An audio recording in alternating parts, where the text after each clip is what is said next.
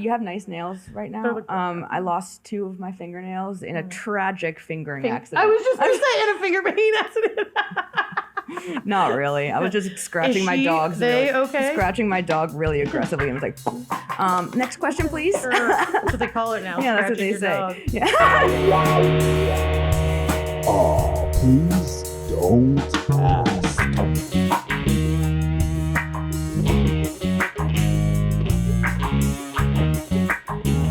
Don't ask, baby. Zoe, I like to ask guests their pronouns, their sexual orientation, their relationship status, and the last time they got their guts rearranged. Okay, my pronouns are she, her, and I am, I think, straight, but like probably not. But like, you know, I'm a, you know, I don't know. But I mostly practice straight, but I. Yeah, I totally understand. Anyway, I don't really think there's anything. She doesn't like the question. We'll circle back to it, folks. Is there really such a thing as being straight? I don't know. Well, I actually feel like there's something to be said about just being like, you know, straight but questioning because anything could happen type attitude as the world's falling apart. You know, there's something to be said about being open to anything. Yeah, I think I'm attracted to women. I'm just scared of them, so I haven't dated them. That's I think a common sentiment. I'm not really scared, but just maybe like I just want to be friends with them more than I want to date them. I don't know. And maybe kiss? Yeah, I've definitely kissed girls before. Yeah. Okay. So we've got Zoe, who is she, her, straight-ish. And your relationship status? I'm in a long distance relationship. And very brave. And the last time that I had sex was like a month ago. With him? Yes, and I definitely got my guts rearranged. Hell yeah, baby. Hell yeah. He took one of those, it's like a male enhancement chocolate. No, wait, seriously? I got it at like a trade show.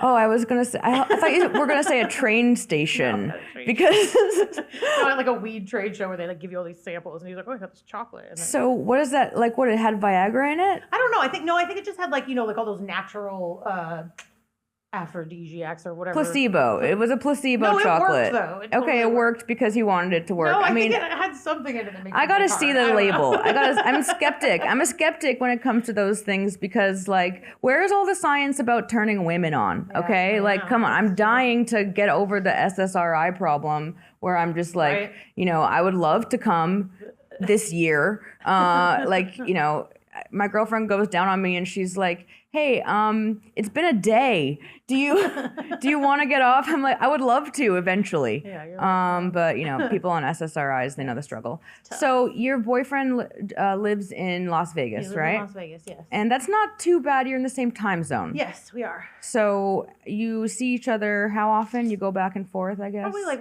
we don't usually go more than like 2 months without seeing each other. So usually like every other month or so. Are you sexting a lot? Yeah, sometimes. Yeah. I mean, like, you know, we've been together for a while now, so like we've been kind of like life has been a while. You said like a year and a bit. Well, you know what I mean. Like we go through phases where we do a lot. Okay. But mostly like not so much sexting as like you know, like FaceTiming. Okay. Oh, okay. See, that's different. I mean, sorry, that's similar but different, right? So like, you're not sexting, you're just straight up like fucking on FaceTime. Yeah, and we like screen share porn and stuff. Oh, oh my gosh! Like watching a Netflix movie. Have you ever remember during the pandemic when people were like getting together to separately watch movies? Like, I'll start the movie at the same time. Me and Jamal do it all the time. But with porn. Yeah, but we do it with real movies too. That's so beautiful. That's really nice. I love how technology brings people together. Okay, so you are, again, you're going to give us some advice here. I think that we've got some questions that are right up your alley. Okay. I don't edit the questions or anything. These are just screenshotted as how they come in. Okay. I got dumped for my zodiac sign. Is this my villain origin story? Why am I so bummed? Because that's a stupid reason to break up with someone. What do you think their sign was? Probably Taurus. I don't know. Jamal's a Taurus. Really? Oh, shit. That's what Hitler was. Yeah. Makes sense. No, I don't know. What sign is the worst one? I don't know. I feel like they're all the worst in some way. Yeah. They're all Cancers are the worst. We're Cancers. Yeah, I was gonna say Cancers get it a lot. Crybabies. Scorpios are kind of intense, but they're supposed to be good in bed, though.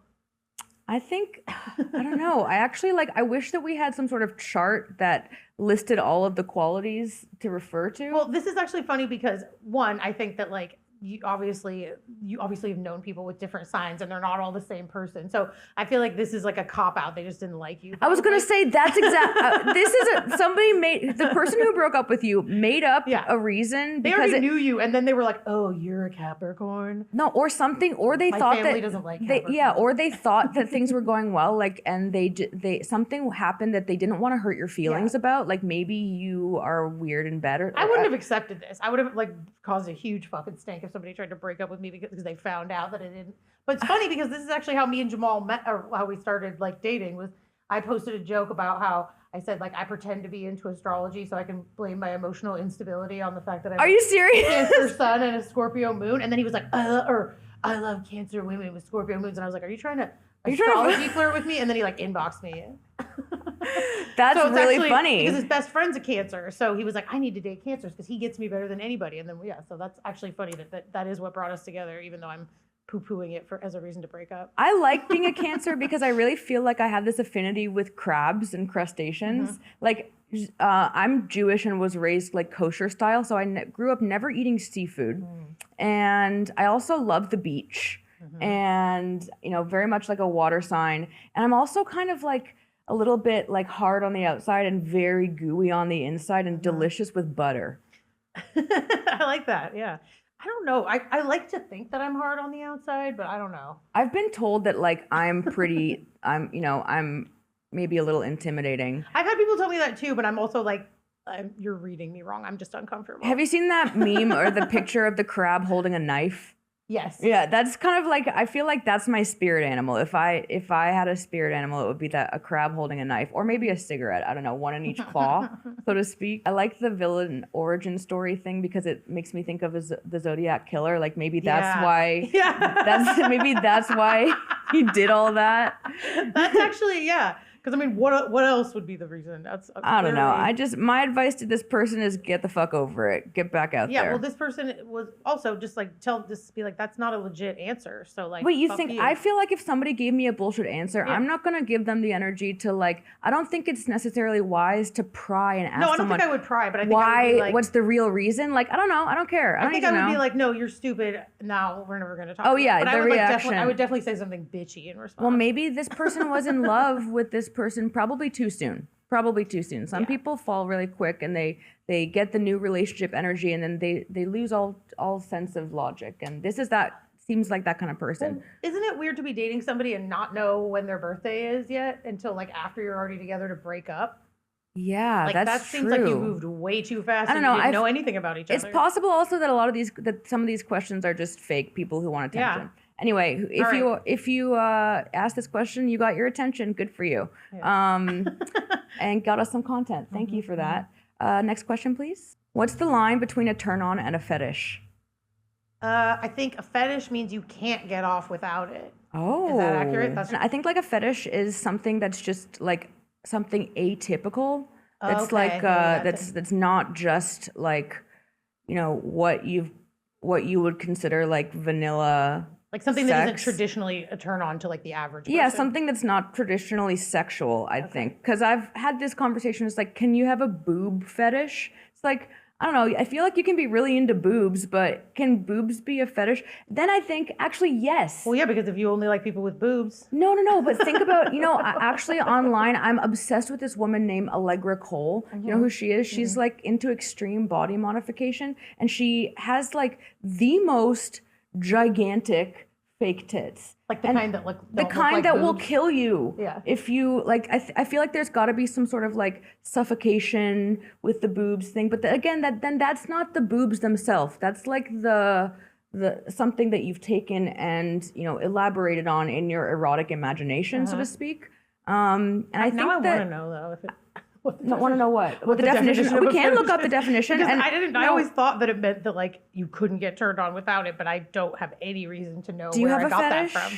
No, I don't think I have a fetish. No. Like a kink to me is like an abnormal turn on, but I thought a fetish was like something that you like can't get off without. Interesting that I feel like that's a lot of like probably just the conception of like fetish porn being like, I don't know. I think that. I don't know. I think that. Okay. Well, Merriam-Webster definition A says an object such as a small stone carving of an animal, believed to have magical power to protect or aid in its owner. Isn't that like a talisman? Or something? Maybe that's where it came from, which is a weird origin. It finally gets to sex at definition C, an object or bodily part whose real or fantasized presence is psychologically necessary for sexual gratification. I was right. And that is an object of fixation to the extent that it may interfere with complete sexual expression. See, that's what I thought. Thank you. And because I have hooked up with somebody with a foot fetish before who like couldn't get off without it. And I was like, if this is just a kink, like without what? Without the feet? yeah. So I was like, I thought of it as a kink, like, oh, okay, you're into feet. I'm not really into feet, but like we could do other stuff. And then you can do your weird foot stuff. Not weird, but stuff that I'm not into, right? Like, or that's not necessarily my thing. I'm like I don't get gratification from my feet being involved in sex, but I do love a foot rub. I love getting my feet rubbed. So like that makes sense. But it ended up hurting my feelings because I was like, wait, so it's just my feet? Like, you know what I mean? Like you said you liked me, but you really can your dick isn't gonna hard unless I touch it with my foot. Like then it just made me feel weird. And I was like, this is too specific. Like I need you to be able to get turned on in other ways. That must be hard for them. The definition was talking about, how it interferes with other, what is it? It seems like it interfere with complete sexual expression. Yeah. I think that's definitely valid. Like you're only focused on one aspect of being turned on. Yeah, and it must be difficult to be consumed by things. The weirder the fetish is, the more you would be like unable to get it. And that I think can create a lot of feelings of isolation and shame. Absolutely. And like all sorts of other risk for other things like sexual violence and shit. Yeah. I think that one of my favorite fetishes that I ever became aware of is this balloon popping thing. Have you ever heard of that? Well, I think I saw it on my My Weird Obsession. Yeah, or like my strange addiction. My strange addiction. It was like, some profile of a guy who was obsessed with balloons. I'm addicted to balloons. I had to research this because I was just so fascinated. I was like, he's definitely fucking these balloons, right? He's gotta be fucking the balloons. They're soft, smooth, delicate. I have a connection with them. Turns out, he's fucking the balloons. And I like dry humping them until they pop? Yeah, like rubbing them together, making like a balloonussy,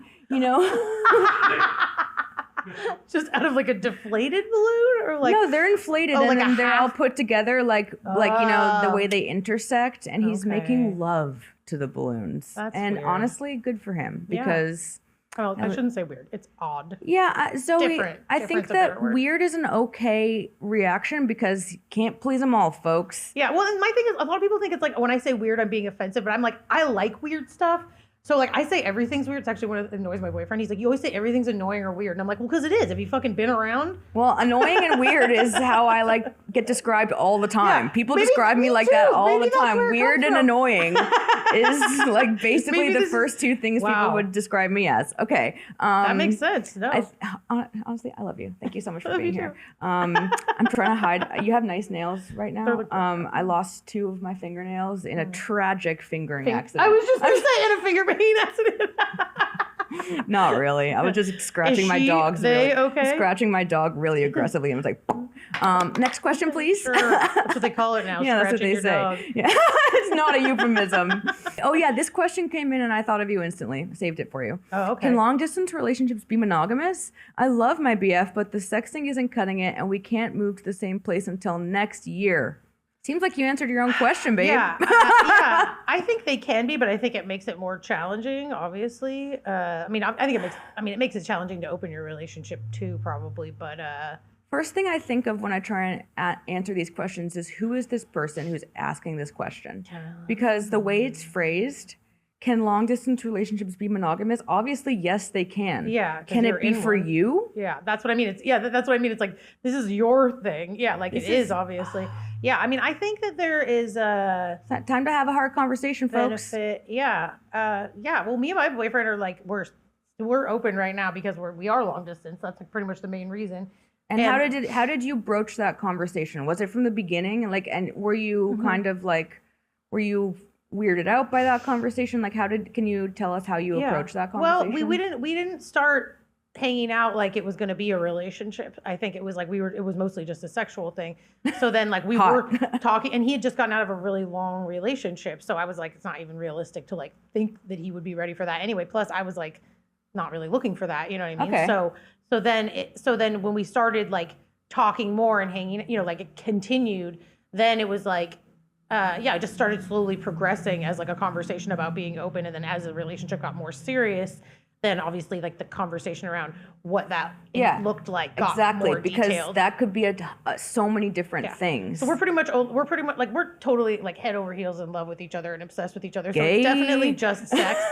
You heard it here, folks. Yeah, just sex. And like, I don't think either of us act on it. I did like earlier in the relationship acted on it more because I still had people that I was having sex with, but now I've neglected them. And so I don't have them anymore. They got the message. Yeah. Well, I just like, you know, I don't put any energy into, and that's the other thing is I don't think either of us, we kind of talked about it. Like, you know, like if you're like actively trying to get laid all the time, like that might be kind of weird. But if you're just like passively like, oh, okay, if it happens, it happens. I think that's kind of the mode that we're both in now. It's like, my question is, what is your policy with each other? Like, do you talk about it? Because some people do like, don't ask, don't want to know, don't want to hear about it. Some people get turned on by it and they're like, you know, want to be cucked, which is, I think, totally like more and more common because poly people, I think they're definitely into the fact that their partners have partners. Yeah. It's like, you know, part of the whole thing is hearing about it. But what about you guys? Yeah, I mean, we kind of like, he's kind of like whatever makes you feel more comfortable. Cause I think I'm the one who has more insecurities about it, which is weird. He's not weird about it at all.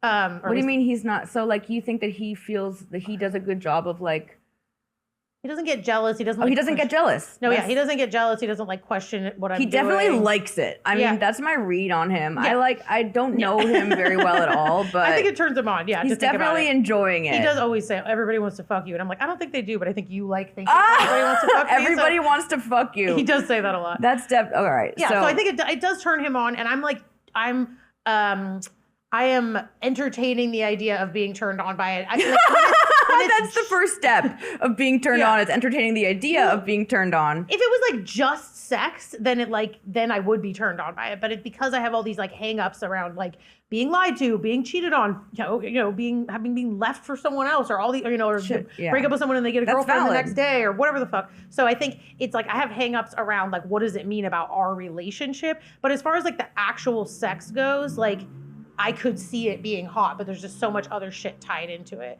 And I think he doesn't feel that way, which is probably just because he's a dude and he hasn't had that, like, had fucking the possibility of being cheated on hung over his head all the fucking time. I think that this is your year to start becoming a cuck queen. This is it. I don't know. I just feel it. I feel it. My advice to this person is to have the hard conversation that you don't want to have. Yes. You need to talk about it. You need to talk about it. And I think that it's okay to just acknowledge that it's a hard conversation. My advice to people when they're going to like wondering how to broach a topic, it's like, how about just say something along the lines of, this is really hard to talk about. Yeah. This is awkward. I want to communicate about this, but I'm stumbling over my words. Just own up to the fact that it's fucking bothering you and work through the conversation by leading with a loving intent. Yeah, that's one of I give that one. Yeah, but I also think like it's a decent chance that they might feel the same way too. Exactly and that. If you're going to be living together soon and you know that like you want to be monogamous once that happens, then like why not just leave the door open until then? Because I mean, obviously there needs to be a conversation around like not dating other people and stuff. And like also that, obviously like using protection, of course, and like getting tested and stuff. Like you have a right to know who your partner is fucking, and it might be like, again, they're not living in the same place. They could still be seeing each other once in a while. I don't know if this question means that they are not seeing each other till next year. Anyway, let's move on to a next question. I have a coworker who keeps creeping on me, but I'm too afraid to tell HR because this guy is friends with the boss. Do I quit? No, you tell fucking HR. Fucking tell get HR. Him fired. Get him fired. Fuck that dude. And I think you should probably find a way to publicly humiliate him. Record him creeping on you. Ask him to send you a dick pic and then put it on the internet. I'm just kidding. Print it using your offices before you quit.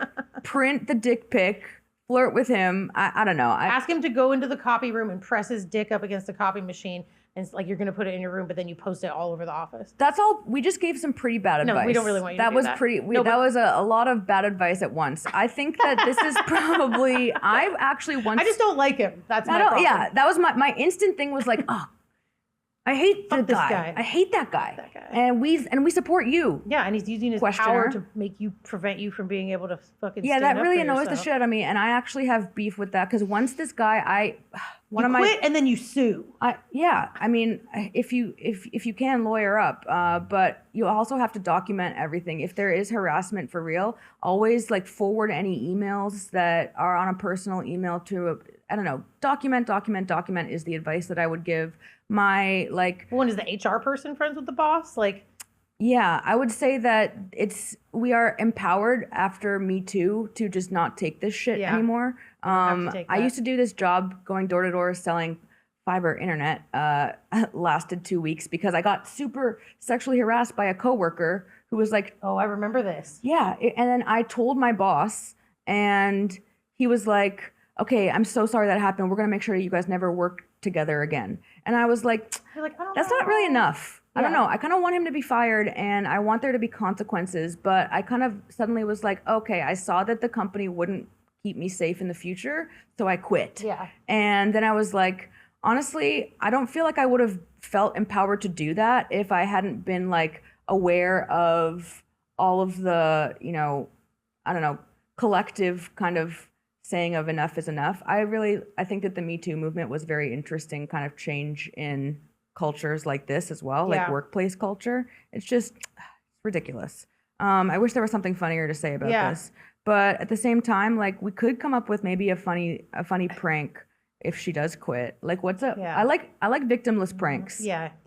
Well, I kind of want the guy to be a victim. No, I'm just kidding. Well, like I want the guy to be a victim, but I don't want her coworkers to be victimized. I want him to be innocently victimized. Oh, okay, I like that. Like, how do we like punk malicious him? compliance? Yeah, like we're not gonna hurt him. Like I was joking about the like public humiliation, but like maybe just privately, like just send him something that would really hurt his feelings. I feel like you could ask AI to like put his face on some gay porn. Yeah. I heard that guys hate it when you put their face on gay porn. I don't know why. That's bad advice too. I don't know. It's too far. Yeah, I don't know how to go. Well, we're just mad at this guy because he represents all the other guys that we're thinking about. He's not just one guy. He's that guy. I actually had an experience where a guy was very creepy to me at work, but then I realized that he had like major high functioning autism and was like very nice, but just because he wasn't really he being wasn't creepy? actually being creepy. He was just like not reading my social cues. Totally. And it was things like he would stare at me and then kind of make a face like, and I was like, who, me? Like, what are you asking me to go fuck you in the closet? And I was like, oh, I think he's just like maybe socially awkward. So, okay, shout out to like people just being nice and innocently like trying, oh, Jamal's calling you. You should answer it. No. I'm just kidding. He's got his dick out. He's like, yeah, who fucked you recently? He's Who you fucking? Whoa, babe. How many red flags are allowed for the person you're seeing before running away? I mean, I think it depends on what the red flag is. But also, like, a red flag is different for different people. But I would say if it's like a true red flag that like doesn't correct itself after you address it, then I would say that one is plenty. One is plenty, is what I was gonna say. Yeah, Like, if I it's mean, a bad enough one, yeah, that's why it's red. Yeah, but If it's yellow, the question should be how many yellow Yeah, cards, yeah. how many yellow flags makes a red? How many is it in soccer? well, pink. They call it pink flags. Like if it's a subtle red flag, they're calling them pink flags. That's appropriation Yeah. of gay culture. I don't like that. Okay, then maybe. Pink is kind of like, I feel like it's our thing. It's women's thing. Okay, well, I think they're just saying like a watered down red Yeah, flag, like a red flag that could be a red flag. I think it's probably good to just like first red flag, critically analyze it because the address more it directly. yeah, That was yeah, words. direct it addressly. Direct it addressly. Problem to solve. Problem, solve it. Solve it, problem. Yeah, critically address the red flags because it's the more you ignore, the harder they are to address. Yeah. I think. Well, and I think Instincts, I think Yeah. red flags to me they're both like logical things and also instincts. If you even trust if your you gut. can't explain why something is weird to you, you don't need a full on reason to break up with someone. No, true. If there's a weird vibe, Yeah. just, I don't know. People think they need, like, I mean, especially women, we've been conditioned to feel like we need a real reason. And meanwhile, it's like this one woman was empowered to just break up with this dude because of his zodiac sign. Like, go, girl. Oh, okay. See, I thought it was a dude, and I was like, that's why I was more mad about him. Okay. I feel like I'm being a little sexist. No, I'm just being. It's okay. This is a show that includes a lot of honesty, quality, and sometimes quality means shitting on men from my perspective. Because honestly, we're evening the score by being a little shitty to men. That's how I feel. Like I feel like we are equal. We're not actually shitting on them. Yeah, we're just bringing you down to our level. We're not actually doing scat play. We don't shit on each other, on men, even if they ask. I wouldn't. Something I have to say about this one though is I think like I also feel like as someone who's like had a lot of traumatic relationships, I'm just really sensitive too, but they're probably just normal. But Cancer. But I feel like when you get into a new relationship after you've been through a lot of stuff like that, sometimes it's really hard to tell the difference between your gut like telling you that something's a red flag and your trauma coming up and being like, this better not fucking happen again. So that's something that I've had to talk about with my partner. Like sometimes I'm like, the reason I freaked out so much when that happened is because I'm like fiercely protecting myself from like having things happen that have happened in the past. So like, if I think you're being disrespectful, if I think you're being condescending, I'm reacting. Yeah, I'm gonna like have a big fucking conversation with you about it, even if you didn't mean to, So I think if you talk with the person about it, sometimes you can realize either one, like they're willing to understand why that's not okay and to like change it. Or if they're like, no, and they just totally defend the behavior, then that can give you a really good... Yeah, defensiveness is not a good sign. And I have a pretty long list of things that I consider to be red flags that because I've, dealt with a lot of bullshit, I've just started to like include them in my immediate no's. Yeah. Like immediate no for me is won't wear a condom. Yeah, that's... Immediate no. I'm not going to, I don't need to try and convince you why. Yeah. Also, ew.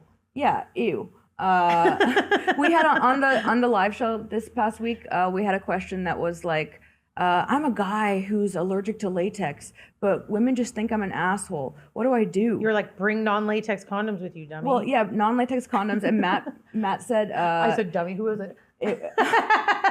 No, Matt Franco. He said, get a doctor's note and laminate it. I'm a dude who's allergic to latex, but women just think I'm an asshole. What do I do? Get a doctor's note. Get a doctor's note!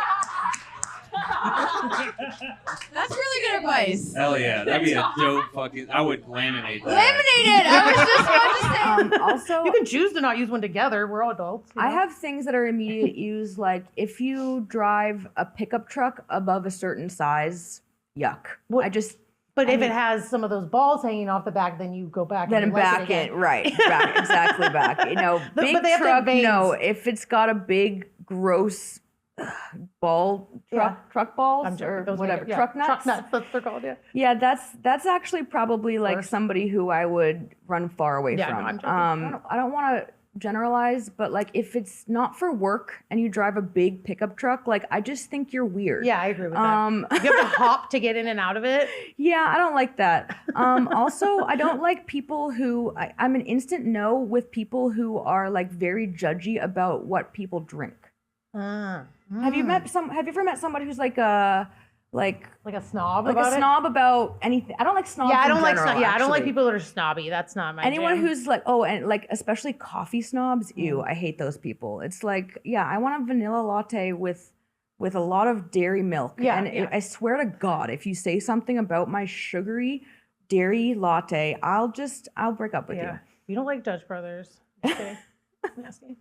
Do you have any like serious, like, but not serious, like those are not very serious things, but they're just things that I'm just like, no, I'm not going to deal with this. I don't know if I have a lot of like identified red flags, but I feel like I have a lot of things that like are like green flags. You know what I mean? Like I feel like if like something I was just talking with people about last night, like if someone doesn't, well, I guess that is a red flag. If someone doesn't have any friends that they grew up with, or like any friends that they've had over like 2 years, that's a red flag for me. That's a really your good friends one. are your resume. So like when I meet someone who has a friend from like first grade or, I know there's lots of reasons why people wouldn't have that. That's like out of their control. Yeah, but also a lot of people live far away from friends. So like it's not that they have to be around that friend all the time, but you have to have friends. Yeah, you have to have friends. You're still cool with the people that knew you a long time ago. 100%. That to me means that you're not a and another one that I've said before is that if every single one of your exes is an asshole, bitch. Oh yeah, if you tell me that you're the common denominator. If you tell me your ex-girlfriend's crazy, then I think you're an asshole. Yeah. Do you believe in the one?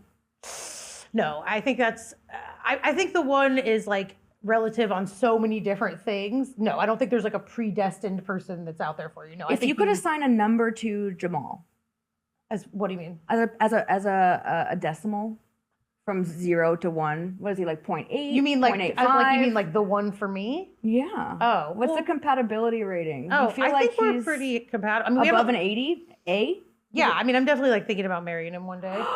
That's good. Yeah, that's good. Because people settle and they like make sacrifices. Yeah. No, I've heard a lot of shit compromises for things because reasons, right? Mm-hmm. Like I don't know. I personally feel that people who are gold diggers should keep doing what they're doing. I think it's like good for you, girlfriend. Yeah. I genuinely feel that like you could be in a relationship with somebody, and obviously I know that you're not. We're friends. I know that you're not in that situation, but like I don't know. I feel like there's definitely relationships out there that are like, yeah, they're not like perfect, but like it works. Well, that's the thing is about a relationship is like not just you being attracted to someone and liking being around someone. It's also like all the other things that make like a life compatible, you know what I mean? Mm-hmm. So I think that's why it's like it's complicated. But yes, I think I've had like partnerships where I totally judge them, like I don't know, dude's like 20 years older than the girl or something, but now they've been together for 10 years and I'm like, well, joke's on me. Like I was weird. I don't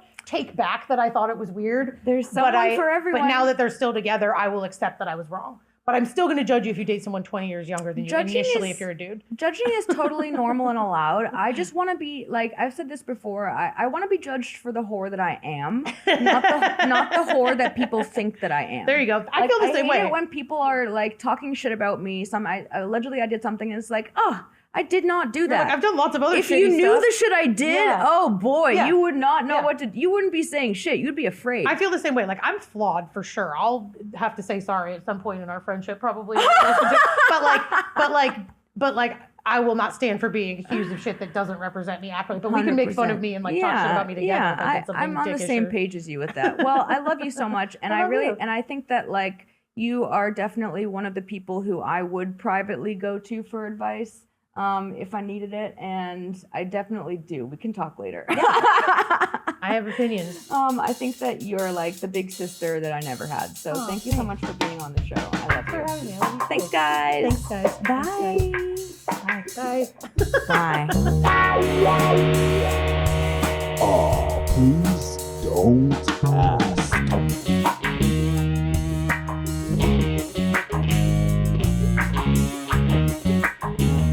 Don't ask, baby.